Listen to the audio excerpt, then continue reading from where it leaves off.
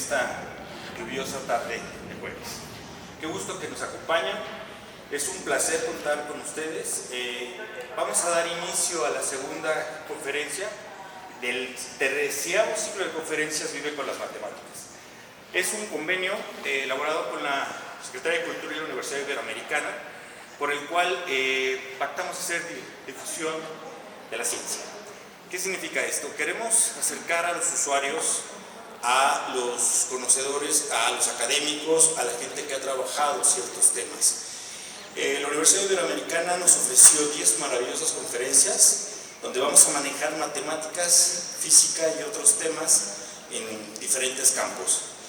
El día de hoy tenemos el gusto de contar con el doctor Carlos Gómez Camarena, pero quiero platicarles un poquito de qué vamos a hablar. ¿Por qué existe el pensamiento sin mente, matemáticas, psicología y psicoanálisis? En esta conferencia abordaremos la posibilidad de un pensamiento que trasciende la mente, una idea que resuena con la teoría lacaniana al desvincular el pensamiento del sujeto consciente. Perdón. Es el filtro. Ya. Sí. Discúlpenme. Desde las matemáticas se sugiere un orden simbólico autónomo. La antipsicología cuestiona la reducción del pensamiento a procesos mentales y el psicoanálisis lacaniano lo sitúa en el registro de lo simbólico, donde el pensamiento opera más allá del yo, en el campo del otro. Así se interroga la noción clásica de mente, abriendo la puerta a una concepción descentrada del sujeto y su relación con el pensamiento. Contamos hoy con el gusto de tener la presencia del doctor Carlos Gómez Camarena. Ya tenemos tiempo trabajando con él, 12 años, en casi todos los ciclos ha estado, viendo matemáticas y psicología. Él practica el psicoanálisis en la Ciudad de México. Es académico e investigador del Departamento de Comunicación de la Universidad Iberoamericana y miembro de la Escuela Internacional de los Foros del Campo Lacaniano. Estudió en la Université de la Sorbonne, Harvard University y el Birkbeck University of London.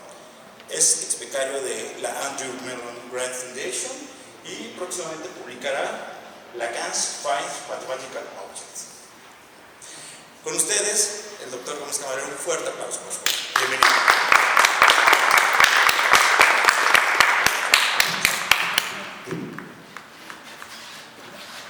Muchas gracias, especialmente a ustedes por haber venido, por haberse hecho un espacio en una tarde lluviosa entre semana. Agradezco muchísimo al Departamento de Física y Matemáticas de la Universidad Iberoamericana, que ha confiado desde hace 12 años en que puedo decir algo interesante sobre física, cosmología o matemáticas, su relación con el psicoanálisis. Por supuesto también a la Biblioteca Vasconcelos, especialmente al licenciado Jorge Hernández, que siempre ha sido muy amable y nos ha dado un espacio a la Universidad Iberoamericana y ahora al Foro del Campo Lacaniano para poder hablar de psicoanálisis. Están invitados también al ciclo de conferencias que va a estar repitiéndose lo más posible, que se llama Psicoanálisis en la Vasconcelos, que es un ciclo distinto que vive con las matemáticas, que se pertenece a la Ibero en conjunto con la Vasconcelos. Eso por un lado. Por supuesto que también agradezco a las amigas y a los amigos que casi cada año vienen.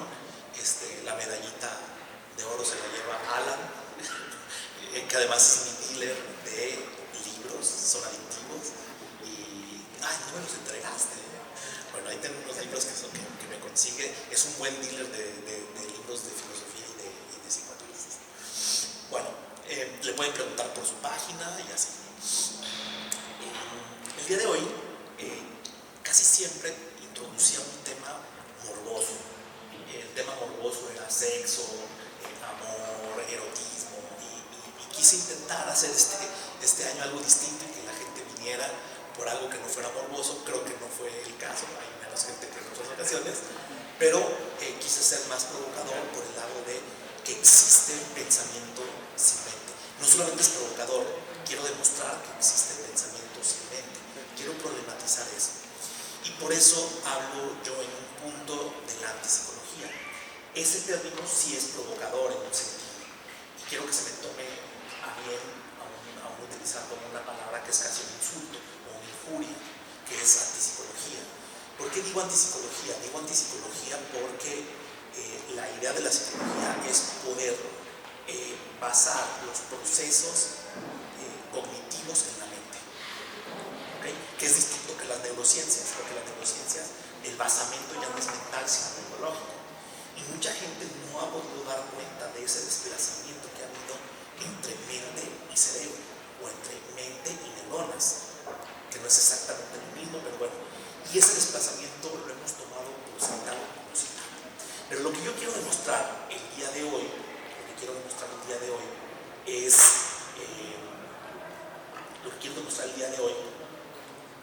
es la idea de que existe pensamiento sin neuronas, o que existe pensamiento sin mente, y no es lo mismo. Voy platicando esto, y sobre todo lo que quiero hacer es dar un antecedente histórico-filosófico de que esto no es nuevo. O sea, que si ustedes creen que esto es una provocación del siglo XXI, en 2025, de un psicoanalista lacaniano solamente por provocar, bueno, les digo sí, pero al mismo tiempo no, porque el problema de la crítica a la concepción psicológica del pensamiento es desde hace mucho tiempo. ¿Desde qué momento? Es un poco como lo que hace Heidegger cuando dice que la filosofía valió madres en un momento muy preciso, cuando se fundó. Lo mismo pasa con la psicología. Quien hace posible la idea de una psicología moderna, ¿sí? Quien hace posible las condiciones de la psicología moderna es René Descartes, Renato de las Cartas, René Descartes, que es el mismo que posibilita la idea de psicología, es el mismo que puede dar las condiciones para desarrollarla. Voy a ir a este punto, ¿sí? Creo que muy poca gente sabe que yo estudié psicología, pero que nunca me titulé. No me titulé por huevón, perdón, más bien no me titulé por ser huevón, sino no me titulé porque el lugar donde estudiaba no tenía reconocimiento del Redol, pero estudié 4 años, una cosa extrañísima, muy poca gente lo sabe, una cosa extrañísima que se llamaba experto en psicodiagnóstico clínico, en psicología profunda, en donde estudié a Freud, a Jung, a Adler y a un tipo muy extraño que muy poca gente me ha escuchado, que no fuera de las borracheras, que se llama Lipot Sondy, un tipo que decía que había descubierto el inconsciente familiar por medio de la genética. Es rarísimo. Es posible que en la Ciudad de México haya 5 libros de Sondy. De esos 5, 3 los debo tener yo. Pero no vengo a hablar de cosas extrañas, sino de en un punto estudié psicología, pero no soy psicólogo. En cambio, sí, tengo una maestría y un doctorado, una maestría en psicoanálisis y un doctorado en investigación en psicoanálisis.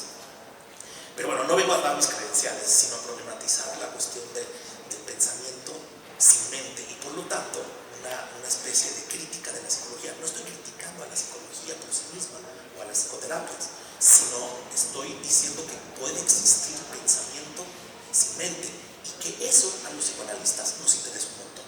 Pero no solamente eso, estoy en un ciclo de conferencias que se llama Vive con las matemáticas. Lo que es interesantísimo es que las 3 grandes críticas a la psicología desde la filosofía vienen desde 3 filósofos que tienen un contenido matemático importantísimo. ¿Qué es lo que quiero decir? Que la idea de pensamiento sin mente viene de las matemáticas, lo cual es todavía más extraño, porque se supondría que las matemáticas tendrían que ver con el gran potencial del pensamiento. Ahora, el pensamiento no tiene que estar radicado ni en la mente como un constructo teórico, ni en el cerebro como un constructo teórico también, porque la idea de cerebro, aunque exista el órgano llamado cerebro, el funcionamiento de las neuronas y todo eso es un constructo teórico, queda claro, ¿no? Entonces, estoy mostrando mis cartas en este punto.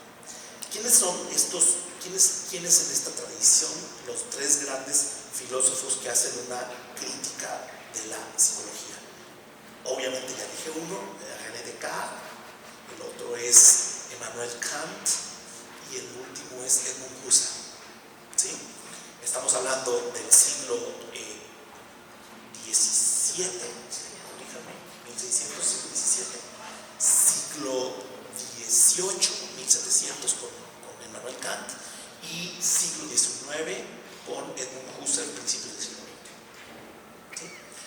La idea de ellos es poder fundar la filosofía en una concepción trascendental del sujeto.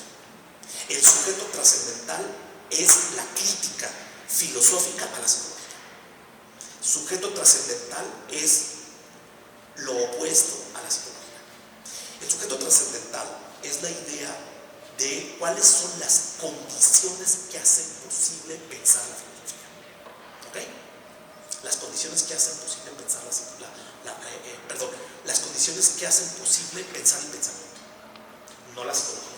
Y la psicología, la idea es plantearlo, ¿sí?, en la experiencia, y es distinto.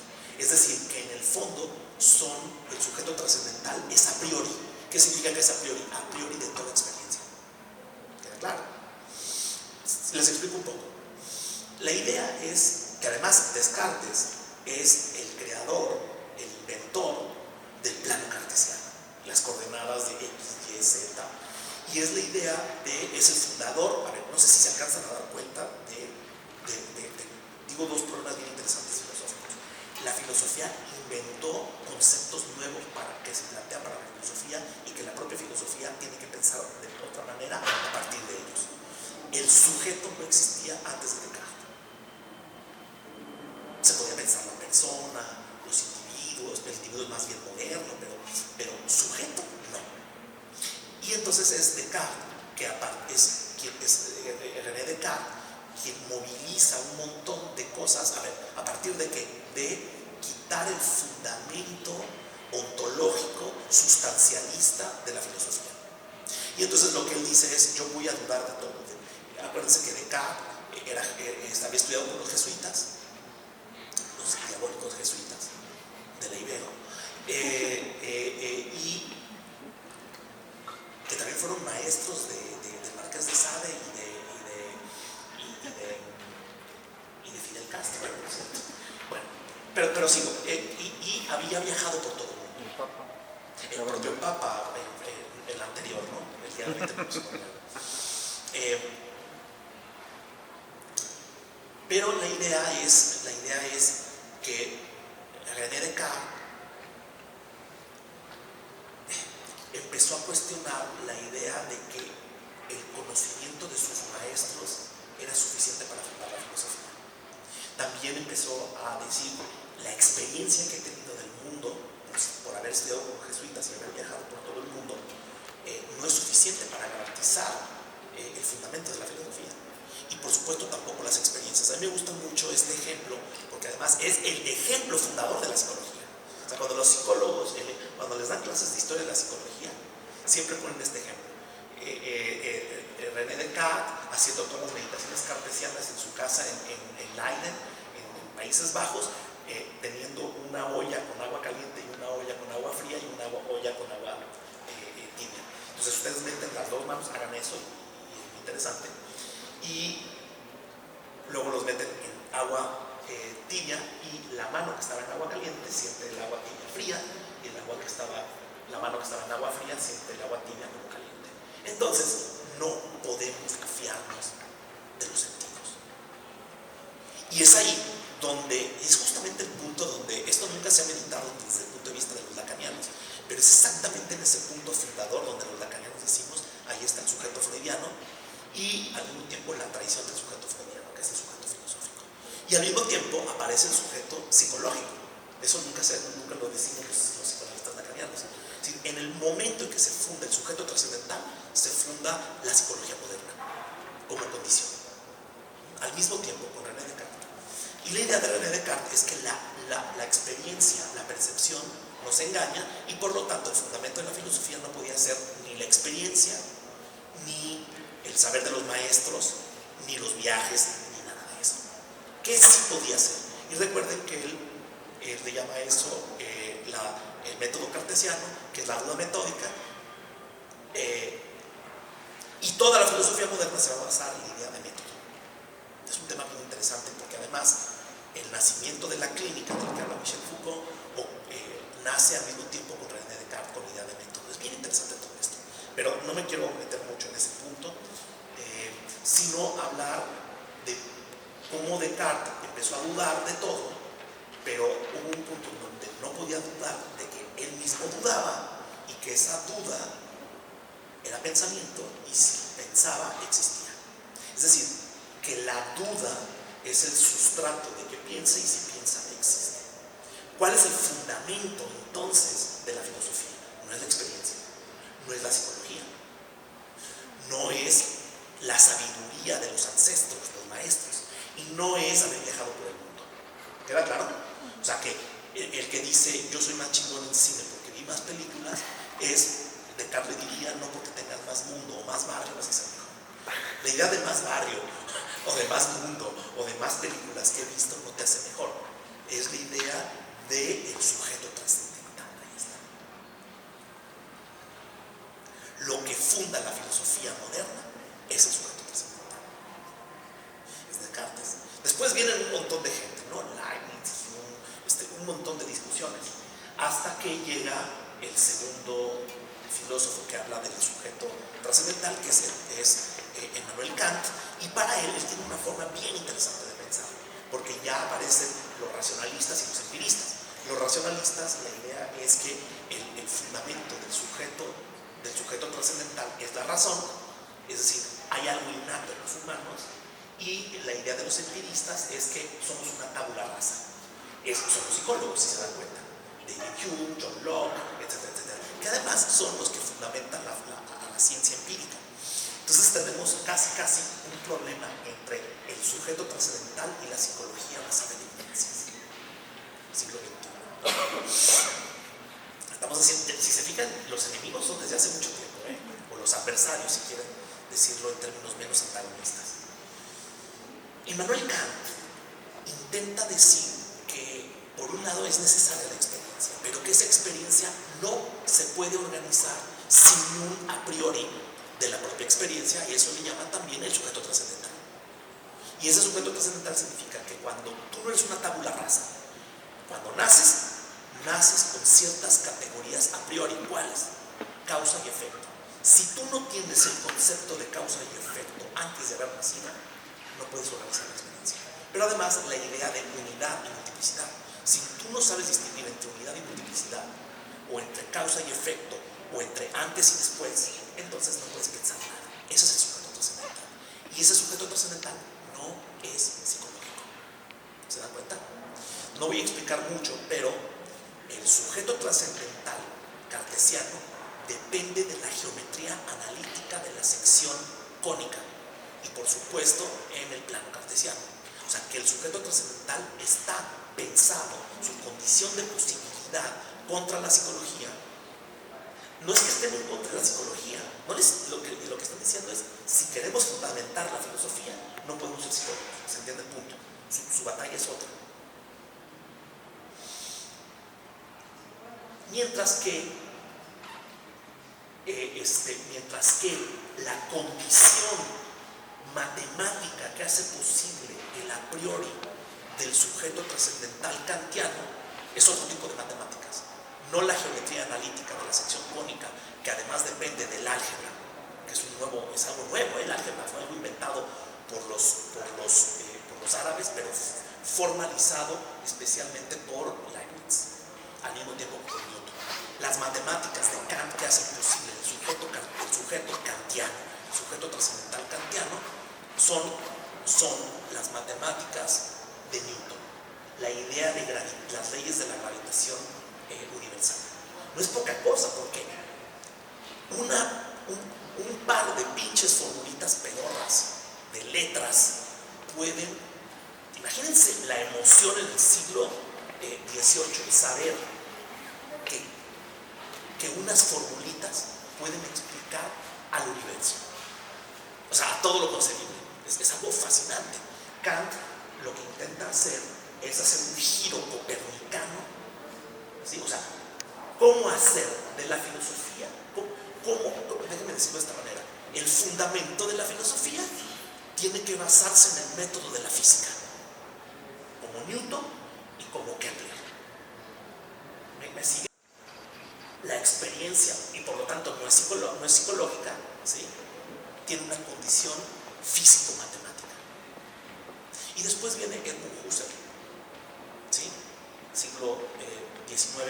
siglo XX, que además es el gran maestro de Heidegger y por supuesto de Derrida. Y además, no sé si sabían que él tiene, si saben que el archivo de Edmund Husserl tiene miles y miles y miles de páginas porque él hacía taquigrafía. Entonces, conforme iba pensando, iba escribiendo. Imagínense que todo lo que piensan en el día lo escriben al mismo tiempo. Imagínense la cantidad de libros que tienen. No saben la cantidad de cosas que todavía hay que investigar de Husserl, pero Husserl también propuso a las matemáticas como condición del sujeto trascendental. Es más difícil de poder explicar el sujeto trascendental husserliano, pero lo que quiero decirles es que para Husserl, para Kant y para Descartes, la forma de poder pensar la filosofía y el fundamento de la filosofía tiene que ser antipsicología. Y esa antipsicología está basada en las matemáticas. ¿Se entiende el punto, no? Si quieren saber más de eso, pueden buscar a estos tres autores. Tenemos a Descartes, tenemos a Kant. Una vez en uno de mis, como psicoanalista, obviamente voy a psicoanálisis, y uno de mis sueños tenía que ver con el Instituto Kant, que es una escuela que existe, pero que tenía que ver con lo que yo no podía hacer en la vida con Kant. Pero bueno, eso es cosa. Y por supuesto con Husserl. ¿Sí? Estos tres, lo que quiero mostrar es que por un lado están basados en las matemáticas y por otro lado que la disputa con la psicología viene desde antes. Voy avanzando algunos puntos extras. Lo primero que tienen que pensar de manera muy intuitiva, es que si ustedes quieren pensar algo más complicado, tienen que empezar a ocupar algo exterior a ustedes. Una exterioridad. Y por lo tanto, cuando quieren pensar mejor o quieren pensar más, repito, si ustedes quieren pensar de manera más clara, mejor y mejor y claridad, tienen que empezar a utilizar una exterioridad. Y esa exterioridad va a contrapunto de la interioridad psicológica. Pongo un ejemplo. Si ustedes quieren empezar a hacer cuentas, van a tener que empezar a usar las manos. En todas las culturas. Y si quieren todavía, cuando se les acaban las manos, no sé si sabían que los japoneses cuentan 1, 2, 3, 4, 5, 6, 7, 8, 9, 10, 11, 12, 13, 14. Y entonces los pulgares son 5. Casi todos los sistemas eran o de 5 o binarios por el propio cuerpo que tenemos. Es una cosa bien interesante para poder pensar en la exobiología. En fin, no voy a platicar de eso. Hasta parezco revistas muy interesantes. Pero lo que quiero mostrarles es que tenemos que empezar a utilizar una exterioridad. ¿Les queda claro? Y después, ¿cuál es uno de los grandes recursos que tenemos para poder pensar más? El ábaco. Y el ábaco son una serie de bolitas exteriores que te ayudan a calcular mejor. Entonces empezamos con la exterioridad del cuerpo, después con la exterioridad de ciertos artilugios como o artificios como el ábaco, y después obviamente la escritura. Si ustedes están en la peda con los amigos y quieren ver cuánto les salen las caguamas y cuánto tiene que ver cada uno de ustedes, tienen que empezar a hacer cuentas en un cuaderno o en la servilleta. Si no, no se lo aclaran. Repito, si ustedes quieren pensar más, mejor y con mayor claridad, tienen que empezar a utilizar algo exterior. Por lo tanto, les acabo de demostrar que hay pensamiento sin mente. De hecho, la mente te apendeja. Bueno, va quedando claro, ¿no? La mente te incluso cuando te empiezan a decir los amigos, no, lo que pasa es que tú pusiste tanto para las fotocopias y entonces esto, ¿verdad? A ver, quítate, cállate, déjame pensar. Y tienes que utilizar algo exterior. Y esto es lo que nos interesa a los psicoanalistas. No voy a explicar mucho en este punto, pero lo que nos interesa a los psicoanalistas, al menos a los psicoanalistas lacanianos, es que el inconsciente está estructurado como un lenguaje, dice Lacan, y el inconsciente es el discurso del otro. Y significa que lo inconsciente no está en la interioridad mental o neuronal, sino en el discurso de los otros y cómo el lenguaje atraviesa los cuerpos. Y entonces, la cuestión es cómo el pensamiento psicoanalítico, el pensamiento del inconsciente, ¿sí?, es exterior al sujeto.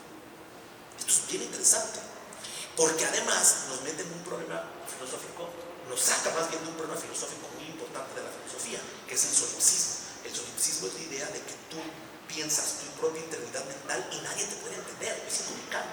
Ese es el solipsismo, es un problema que justamente surgió después de Descartes. ¿Me siguen? El psicoanálisis no puede compartir la idea del solipsismo porque los humanos estamos constituidos a partir del lenguaje. Y entonces, si tú vas con un psicoanalista, el psicoanalista va a entender muchas de las cosas que te pasan porque no hay solipsismo. Y entonces se empieza a articular el lenguaje con la escucha del analista, una serie de cosas muy interesantes que no puedo explicar aquí. Lo que quiero explicar es cómo hay una relación entre el sujeto trascendental como antipsicología y fundamentado en las matemáticas y cómo existe pensamiento sin mente. Basado en las matemáticas, nada más, se los acabo de demostrar. Y por último, que el psicoanalista, cuando piensa el inconsciente como algo vinculado al lenguaje, entonces el inconsciente no es algo interior. Entonces, cuando llega alguien al consultorio sufriendo porque hay algo que le ocurre en su vida y que no entiende, es como si algo exterior al propio sujeto lo poseyera. Es la idea de que hay pensamiento sin mente. Muy bien. Pero además, tengo algunos ejemplos matemáticos, vengo a hablar también de matemáticas. La idea, el gran problema, y esto empieza a ser más interesante en el siglo XX, porque el siglo XIX, finales del siglo XIX y principios del siglo XX, tiene que ver con un periplo gigantesco, con una epopeya importantísima que aparece en Viena, que tiene que ver con el forzamiento del propio lenguaje. El lenguaje que se traga las propias palabras para forzar el propio lenguaje. Y tenemos la pintura de Klimt, ¿sí?, El beso, en donde el propio lenguaje pictórico se empieza a forzar. Los periodistas de esa época están más obsesionados con el forzamiento del propio lenguaje. Freud surge en esa época, en Viena, justamente en Viena. Schoenberg, el creador de la música dodecafónica, es impresionante. La música dodecafónica es, tú no puedes tocar la misma nota hasta que termines de tocar las 12 que existen para poder volver a tocar, para volver a repetir. Entonces, la música dodecafónica de Schoenberg rompe con el naturalismo y rompe con la idea de realidad. Todo eso nos interesa un montón a los psicoanalistas, porque entonces esto es lo que implica que esto va a llegar finalmente a las matemáticas y a la filosofía, que es lo que se llama el giro lingüístico. Para poder hacer pensable algo en la filosofía, hay que pensar que el propio lenguaje se rompe, que se fuerza a sí mismo, como en la escala dodecafónica de Schoenberg o en la pintura de Klimt, porque además toda la saga del siglo XX, desde 1900 a 1950, tiene que ver con el cubismo, con el abstraccionismo, con el minimalismo, con el futurismo, que básicamente es cómo el propio lenguaje se empieza a forzar en sí mismo. Va a llegar a la filosofía tarde o temprano, eso nunca lo olviden. Todo lo que va ocurriendo en el arte va pasando a la filosofía y obviamente al psicoanálisis. Y entonces el sujeto trascendental cartesiano, kantiano, husserliano va a empezar a cuestionarse y las matemáticas van a empezar a desnaturalizar también su propio lenguaje. ¿Cuáles son esos grandes problemas que ocurren en las matemáticas del siglo XX? Es muy interesante, pero primero quiero explicarles dos que ocurrieron antes del siglo XX, que tienen que ver con este forzamiento del lenguaje. ¿Hasta aquí muy bien? Me fui de pronto rapidísimo, pero espero que me estén siguiendo. Estas cosas nos interesan un montón a los psicoanalistas, no sé por qué, pero pues nos maman estas cosas. Y bueno, no, sí sé por qué, porque eso nos va ubicando que el sujeto que llega al consultorio está también atravesado por el forzamiento del lenguaje. El primer ejemplo es el problema de los irracionales. Casi siempre pasa por teoría de números. La teoría de números, recuerden que es cuál es la naturaleza de los propios números. Y existen los números imaginarios. Voy a hablar de dos primero. ¿Y cómo se inventan? ¿Y cómo los descubrimos, los inventamos o los ficcionamos? Uno es el número irracional. ¿Qué es un número irracional? Uno que no se puede expresar en términos de división o de un quebrado. 2/3, 15 onceavos, etcétera, etcétera. O sea, la raíz cuadrada de un número, perdón, la raíz cuadrada de 2 es el primer número irracional, y que los pitagóricos se hacían bien pendejotes con eso. Decían, no, ¿qué no es eso? Se puede expresar de manera geométrica, pero se puede expresar de manera aritmética, raíz cuadrada, pero no se puede expresar por medio de una división, es decir, por medio de una razón entre un número y otro. Y esto es muy fuerte. A los psicoanalistas nos interesa mucho porque es la idea de que si no hay razón, no hay proporción entre un elemento y el otro. O sea, si hay 2/3 o hay 4/8, ¿sí? o 3/16, hay relación entre esos dos números. Pero un número irracional significa que no hay relación entre un número y otro. ¿Por qué nos interesan los psicoanalistas? Por el problema del amor. Un hombre y una mujer no son proporcionales. Entonces empiezan cosas bien interesantes, que además es lo que ocurre todo el tiempo, y es lo que Lacan llama el no hay relación sexual, il n'y a pas de rapport sexual. Entonces el número irracional nos interesa a los psicoanalistas porque implica el problema de la no proporción. Muy bien, la raíz cuadrada de 2 no tiene proporción, no puede ser expresado en términos de razón, es decir, de proporción, de quebrados. ¿Queda claro? Y se tienen que inventar un nuevo tipo de números. Existen un montón de nuevos monstruos que se llaman números irracionales. Pero en el siglo XVI, XVII aparece una cosa más extraña todavía, porque todavía existe la sensación con el número irracional, con la raíz cuadrada de 2, existe la sensación de que puede ser natural. Pero de pronto ocurre algo que también tiene que ver con un problema. Es decir, ¿cuál es el callejón sin salida de la aritmética? Los números irracionales. Toda la aritmética funciona al derecho y al revés, pero cuando tú te encuentras con un número irracional o con la división entre 0, te metes en unos pelotes enormes. ¿Ok? Pero cuando se inventa el álgebra, toda el álgebra funciona a todísima madre, excepto cuando hay una raíz cuadrada de un número negativo. Y entonces nos encontramos con un nuevo callejón sin salida.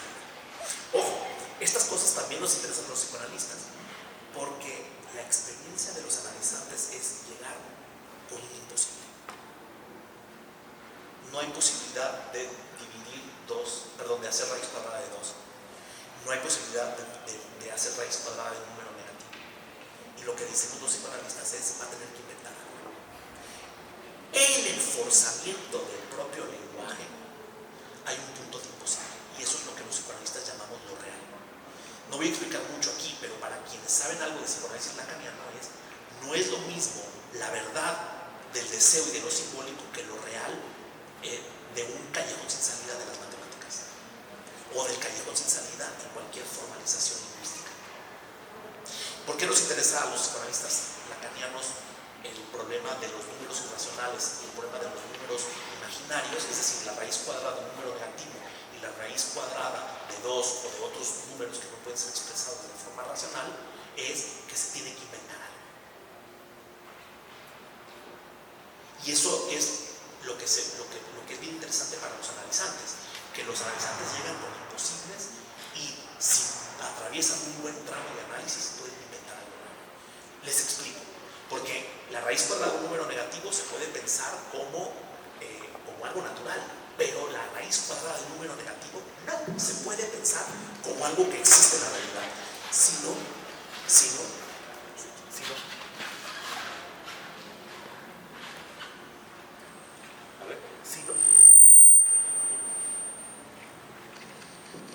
escucha? No.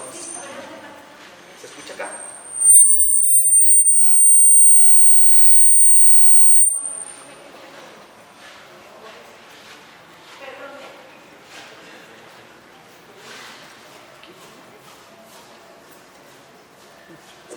Ya se escucha. Bien. Ok, entonces, un número personal se puede más o menos pensar como algo real, como algo que existe en la realidad, como algo fáctico, pero un número, la raíz cuadrada de un número negativo no se puede pensar de esa manera. O sea, tenemos, por ejemplo, raíz cuadrada de -1. Porque, ¿cuál es el problema? Recuerden que la raíz cuadrada de algo es algo multiplicado por sí mismo, que es -3 o 3. -3 por -3, menos por menos da más, y te da 9, y 3 por 3 son 9, entonces te da. Pero ningún número multiplicado negativo por sí mismo te puede dar menos. Entonces no hay raíz cuadrada de un número negativo. Entonces se le ocurrió a alguien, ¿sí?, pensar que la raíz cuadrada de -1 es 1 imaginario. Y la raíz cuadrada de -9 es 3 imaginario. Y es como si tú pidieras prestado al banco. Es bien interesante, es una ficción casi financiera. Te pido prestado un menos, ¿no? Para luego, es decir, 3i significa que 3i por 3i es igual a -9. Y tomas prestado un número negativo y se tiene que inventar una ficción. Le pides prestado al banco y después regresas el -1. Es bien interesante. ¿Por qué hablo de la ficción? Porque además este es el momento en donde aparecen las ficciones benjamianas y en donde Lacan puede decir el inconsciente ¿cómo lo dice? El inconsciente, toda verdad tiene estructura de ficción. Toda verdad tiene estructura de ficción. Y entonces, no es que el psicoanálisis diga, inventé una ficción y entonces los psicoanalistas somos relativistas y escépticos no. Las matemáticas también tienen que inventar ficciones que son altamente productivas. Y estas ficciones, es una ficción, se tuvieron que construir algo, es altamente operativa en la realidad. Y con eso destrabaron, cada vez que se inventa algo nuevo en las matemáticas, destraban un montón de problemas científicos.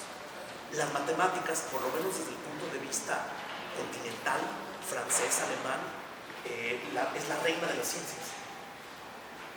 No voy a poder explicar eso aquí, pero es decir, a partir de que se resuelve un problema matemático importante, va teniendo efectos en un montón de ciencias. Por eso el psicoanálisis tiene que estar casi siempre anoticiado de lo último que está ocurriendo en las matemáticas especialmente. No solamente porque destraba muchas cosas de la ciencia, sino porque las matemáticas tienen un componente importante de lenguaje, de forzamiento del propio lenguaje. Bueno, acabo de explicar cómo la raíz cuadrada de 2 puede pensarse de manera más realista o más fáctica, como si hubiera existido ahí, pero la raíz cuadrada del número negativo no existe, porque además tienes que ficcionarlo a partir del plano cartesiano. No les voy a explicar un montón de dimensiones, pero les pongo un segundo ejemplo. El segundo ejemplo es la geometría proyectiva. No sé si se dan cuenta que cuando viajamos a otro continente, especialmente Europa, el avión pasa por arriba, como un arco. En realidad es porque no es porque haga el avión así, es porque es una línea recta, pero se trata de una proyección que es el mapa Mercator. Es decir, si tú agarras la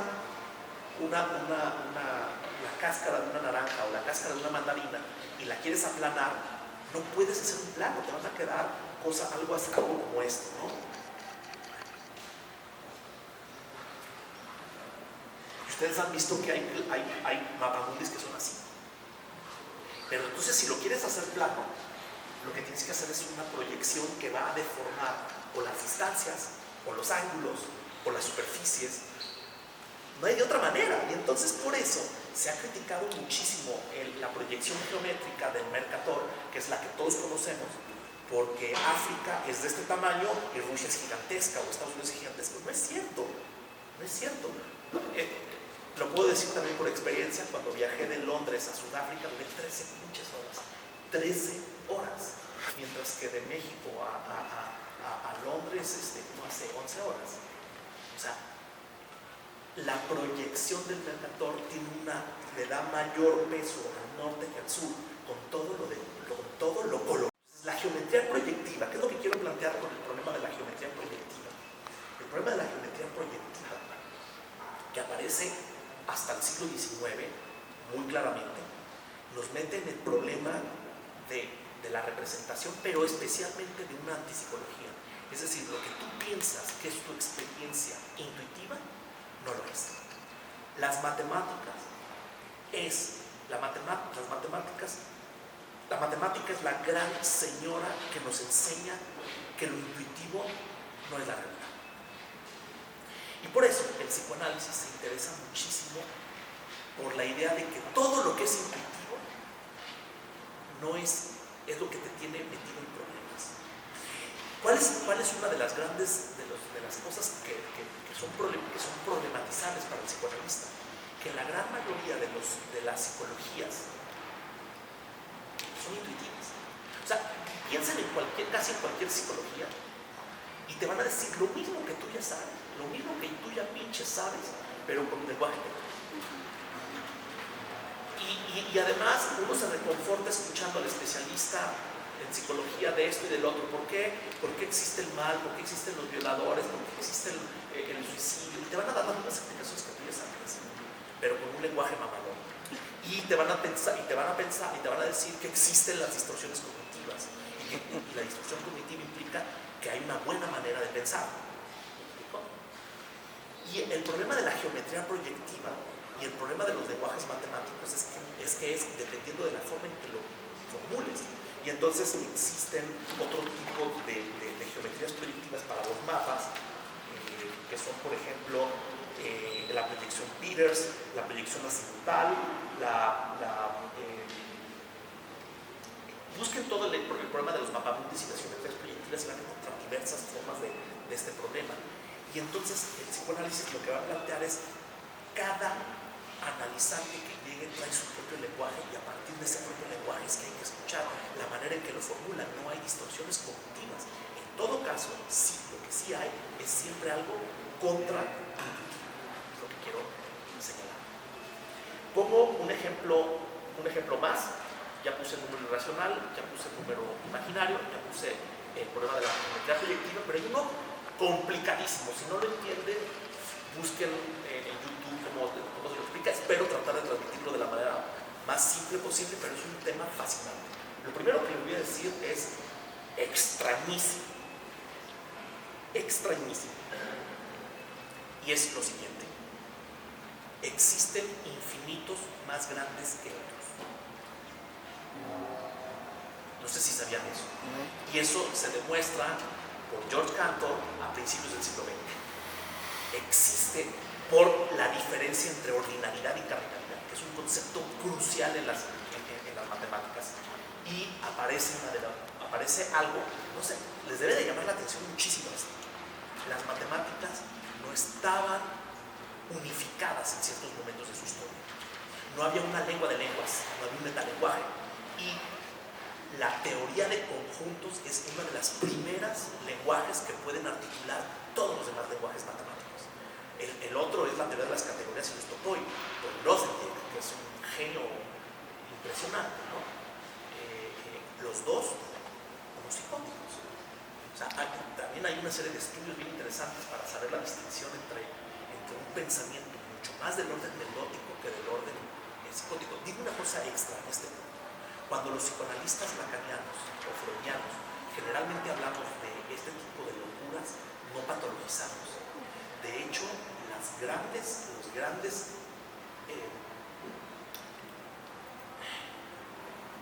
grandes aportaciones culturales han sido hechas por gente perversa, neurótica y psicótica.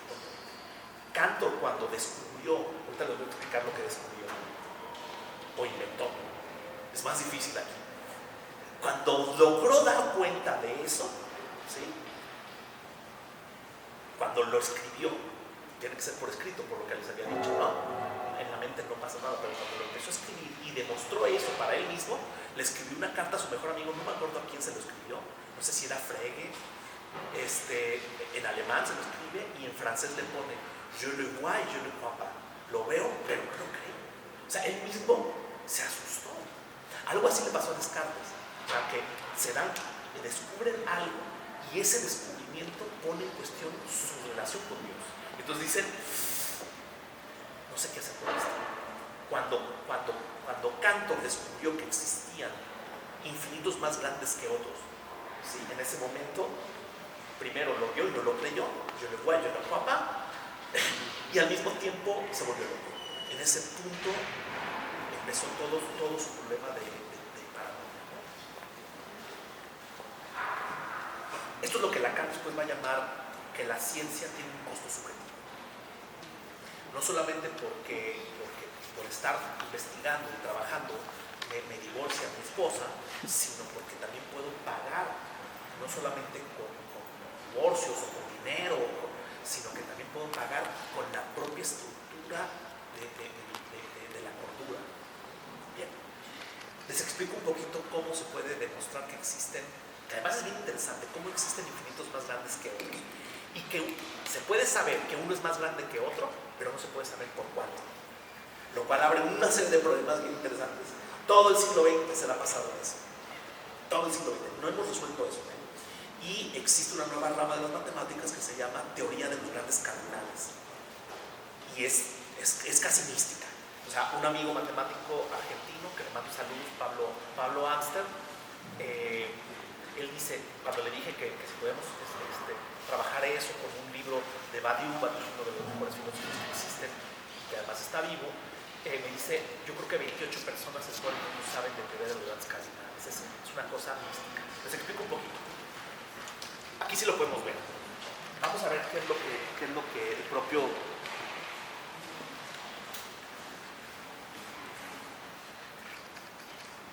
No voy a explicar aquí mucho sobre la distinción entre ordinalidad y cardinalidad, ni el problema de la biyección y una serie de cosas técnicas, pero lo que quiero mostrarles es lo siguiente.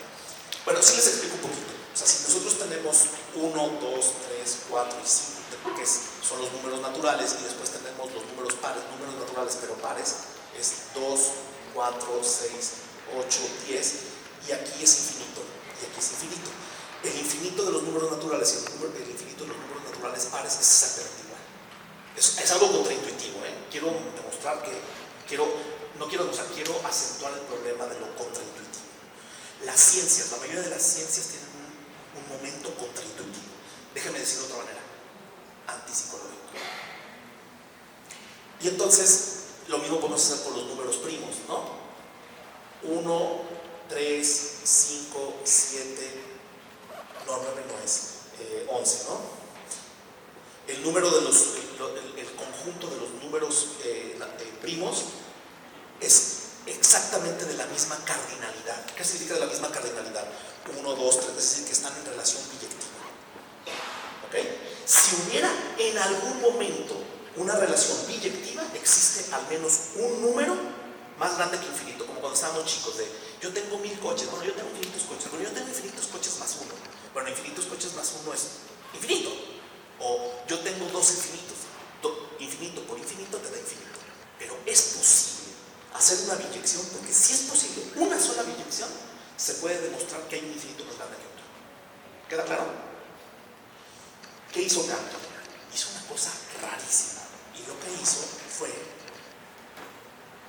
inventar una tabla en donde pusiera en orden cardinal 1, 2, 3, 4, 5, 6, infinito, y después pone, porque también quiero que se den cuenta que esto ocurre también hacia adentro de los propios números. O sea, entre 1 y 2 existe 0.1 y 0.01 y 0.0001 y así. Y entre 0.01 y entre 0.02 existe un infinito. Entonces, lo que él dijo fue, vamos a hacer esto. Vamos a poner 0.1357 2, 1, infinito. Y luego ponemos aquí 0.257934 infinito. ¿Sí? Voy a poner solamente 3. Y 0.9000003 infinito. Y para acá, infinitos. ¿Queda claro? Y entonces dice, esto va a infinito y esto va a infinito. Si yo puedo demostrar que existe un número adentro de todos estos números, que no es un número que esté incluido ahí, hay biyección. Y por lo tanto existe un conjunto más grande que el infinito. ¿Cómo se va a llamar ese conjunto más grande que el infinito? Infinito no numerable, porque no es cardinal. Su cardinalidad es distinta a la cardinalidad que existe. A la cardinal existente, a la más simple, se le llama Aleph 0, que nos mete en problemas de teoría de números. Y el primer infinito que sea no numerable se va a llamar Aleph 1. El problema es que si no es numerable, todos los demás infinitos no numerables no sabemos cuál hay. Si entre Aleph 1 y Aleph 0 hay uno, porque no podemos numerarlos. Ese es el gran problema de la teoría de los grandes cardinales. Pero se entiende el punto aquí, ¿no? Ahora, ¿qué hizo el ingenioso de Cantor? Es maravilloso. Y además, cuando decimos me vuela la cabeza, déjenme plantearlo de otra manera, manda a la mierda a la psicología, porque no es intuitivo. Y entonces lo que dijo es, vamos a hacer una diagonal. Vamos a agarrar el primer número de la primera serie y le vamos a sumar 1 o restar 1. O sea, 2. Al segundo número en la serie, 1, 2, le vamos a sumar 1 o le vamos a quitar 1. Aquí lo estamos sumando, entonces le pones 6. Y al tercer número, vas a sumar diagonal al infinito, le vas a sumar 1 y entonces es 1. Ese nuevo número que construyas no va a estar, por definición, en la propia serie. Je le vois et je ne le vois pas. Lo veo, pero no lo puedo ver. Inventó una forma ingeniosa de poder demostrar que existe en un conjunto de números infinitos un número nuevo. Y por lo tanto existen cardinalidades no numerables. Muy bien, hasta aquí. No saben todas las consecuencias que se desprenden de esto. El sistema filosófico de Alain Badiou plantea que esto políticamente tiene muchas consecuencias. Significa que por más que un sistema sea opresor, por más inteligencias artificiales que puedan codificar todo, siempre hay un número que se escapa a la codificación. Es maravilloso. Y es lo que él llama el acontecimiento. El ser está constituido a partir de los infinitos numerables y el acontecimiento a partir de los infinitos no numerables, a partir de algo que se llama el forcing de Cohen, una cosa matemática que no puedo explicar aquí. ¿Qué es lo que quiero decir con todo esto? Ya me fui por el lado de las matemáticas.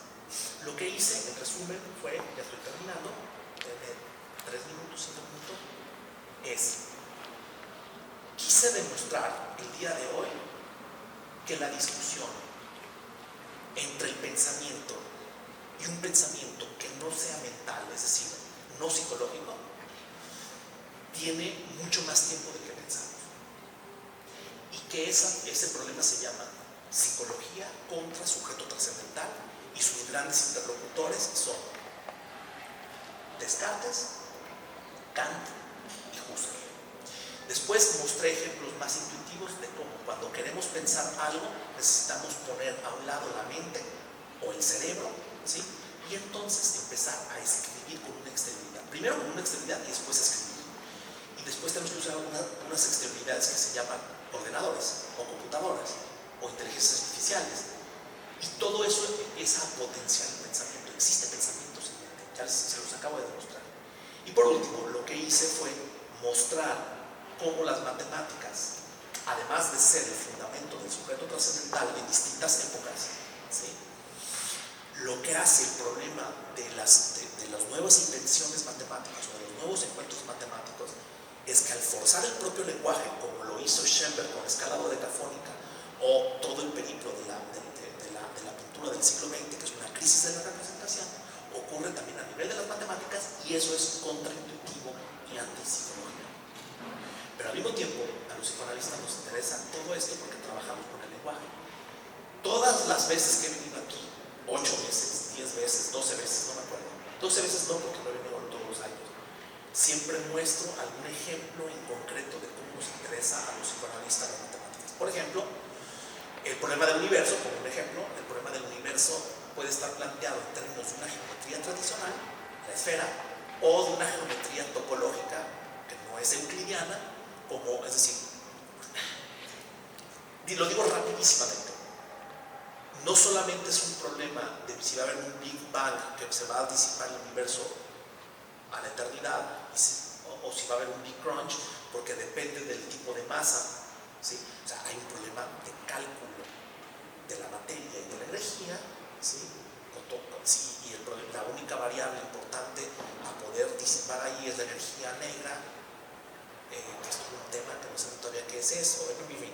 Lo que les quiero decir es que no es un problema únicamente de cantidad, sino de cuál es la estructura del universo, porque no es lo mismo que el universo sea una dona, a que sea una esfera, o a que sea, quienes son lacanianos van a entender estas figuras, un cross cap o una botella de clavo.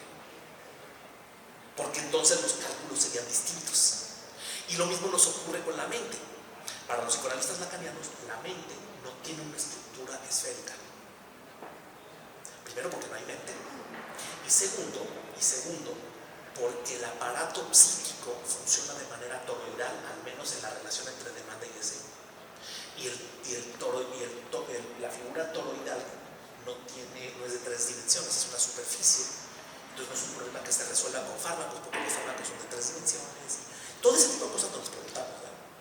Los psicoanalistas. No lo voy a explicar aquí porque no es el tema, pero quiero mostrar cómo los psicoanalistas nos empezamos a interesar por cosas que no son intuitivas, que son hardcore, que uno tiene que entrar en cosas muy densas de antropología, de literatura, de matemáticas, para poder pensar la complejidad de un sujeto que llega al consultorio de manera suficiente.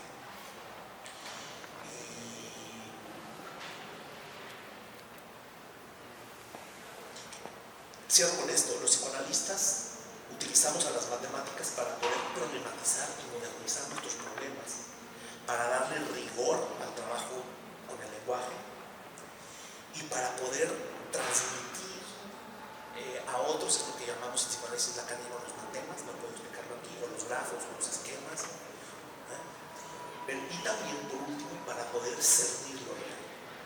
Para quienes las colegas y los colegas lacanianos, cuando Lacan dice en el seminario 20, lo real es un impasse en la formalización, no puedes abordar el problema de lo real, que no es el mismo problema que la verdad de lo simbólico a partir de la verdad del psicoanálisis viene desde lo simbólico y la verdad siempre es una verdad sobre el deseo. Pero otro problema es lo real, y el real, como trabajamos en psicoanálisis, no es otra cosa que el resto que es servido a partir de una formalización matemática. A quienes no sepan de psicoanálisis lacaniano es muy difícil poder transmitirles esto, pero quiero decirles que a los psicoanalistas lacanianos es muy importante las matemáticas para modernizar, para problematizar, para relacionarnos con mayor rigor con los discursos de los analizantes, para transmitir y por supuesto para poder servir real y trabajar con él. Muchísimas gracias, espero sus preguntas.